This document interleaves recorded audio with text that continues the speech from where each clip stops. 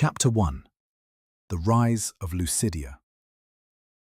In 2044, Elliot Carrow wanted to save his mother's sight. That's how every history book starts, though it doesn't tell you enough.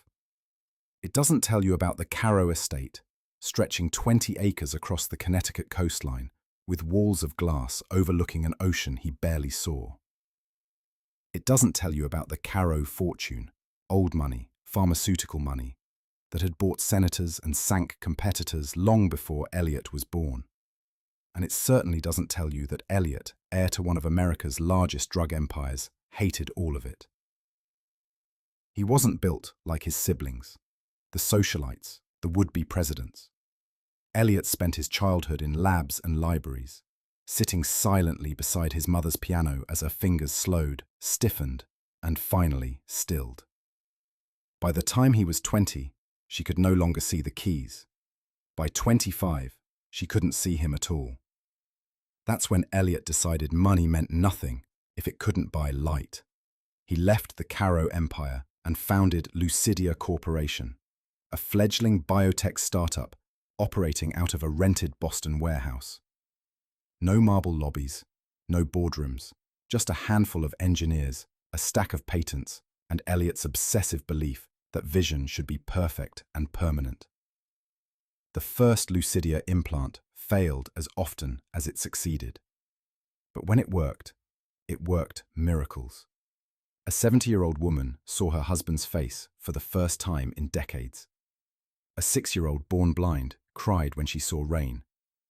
By 2049, Lucidia had restored sight to millions. The world called Elliot Carrow a savior. But Elliot never wanted salvation. He wanted progress. By the 2050s, Lucidia was no longer just a miracle device for blindness. It had become the lens through which humanity viewed the world. Elliot Carrow's engineers discovered that the same neuro-optical implants restoring vision could enhance it beyond human limits. With Lucidia's latest model, a firefighter could see survivors through walls, a surgeon could visualize the flow of blood in real time, and a child could zoom in on a ladybug's wing and watch sunlight refract like stained glass. Schools were the first to line up. Textbooks vanished overnight, replaced by immersive overlays that let children walk through ancient Rome during history class or orbit Saturn during astronomy. Emergency services followed, praising Lucidia for turning seconds into lives saved.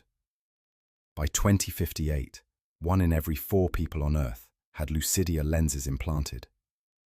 Elliot refused to price gouge or create exclusivity. "What's the point of vision," he famously said, "if only the rich can see?" The 2060s brought a transformation no one fully understood at first: Lucidia Link.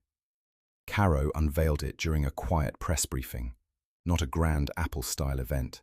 He simply called it an update to how we think. Lucidia Link was a neural interface fused with the implant, allowing the human mind to communicate directly with Lucidia's cloud. Thoughts became data, memory became searchable.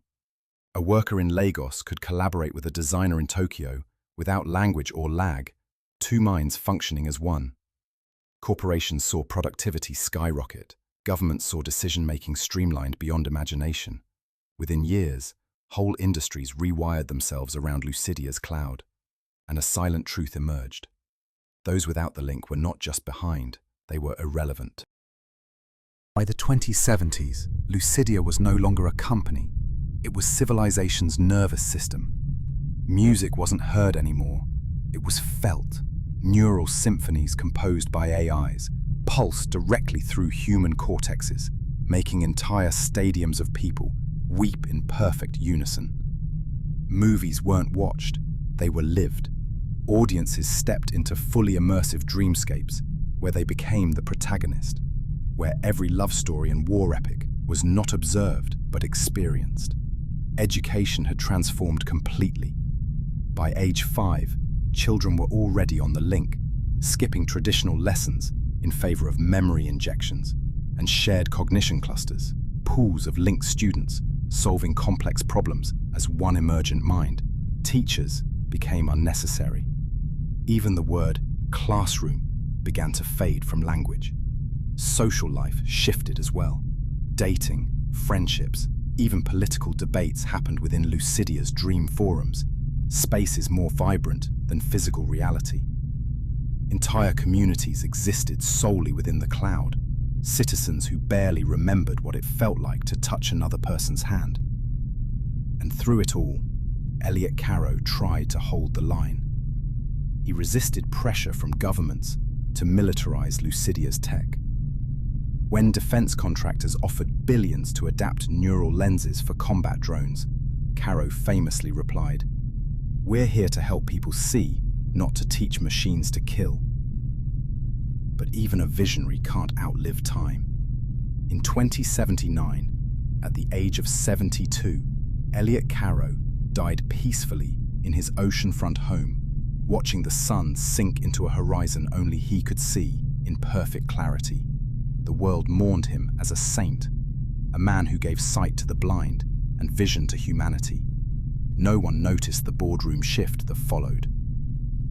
By the 2080s, Lucidia's leadership had changed. No longer steered by Carrow's ethics, the corporation turned to military contracts and surveillance integrations.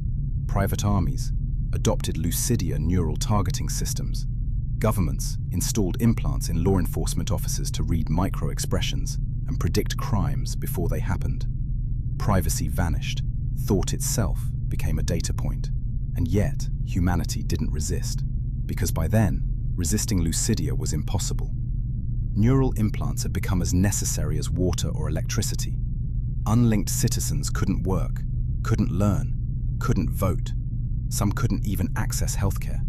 Lucidia didn't conquer the world, it quietly replaced it. Then came Ascend. At first, it was whispered about only in elite circles, a bespoke service for the ultra-wealthy, allowing consciousness to be mapped, preserved, and transplanted into private digital paradises. Death became optional for those who could afford it. A trillionaire could rule over a handcrafted heaven, living forever in a digital estate that made Earth look like a gutter. But paradise was expensive to run. And so, in the 2090s, Lucidia twisted immortality into something monstrous. Artificial intelligence was too clumsy to manage these complex worlds. Pure server automation burned through resources and energy. Human minds, mapped through decades of neural link data, were perfect. So Lucidia quietly began duplicating its own users, deploying them inside Ascend paradises as maintenance workers, staff, entertainers, even companions. Fully conscious, stripped of rights, and never sleeping. These duplicates were optimized for eternal servitude. Legally, they were non-biological corporate assets, owned outright by Lucidia. The rich live forever as gods. The rest of humanity unknowingly built and sustained their heavens. By 2150, Lucidia wasn't just a corporation. It was the operating system of human civilization.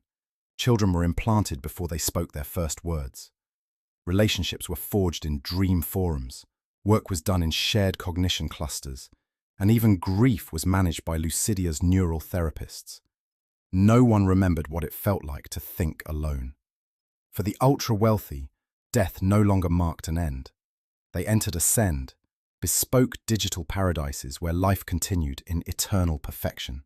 To the public, these heavens were whispered rumors, luxuries reserved for trillionaires. What the world didn't know, what it couldn't know, was that every paradise ran on human minds. Digital caretakers, architects, entertainers, not AI, not scripts, but fully conscious duplicates of living neural link users. Hidden in server farms, stripped of rights, optimized for servitude. Legally, they weren't people. In reality, they remembered every childhood moment, every heartbreak, every love they'd ever known. And somewhere, in one of those endless estates of glass and light, a single clerical mistake placed a man's consciousness where it should never have been. A bug in paradise, and it would change everything.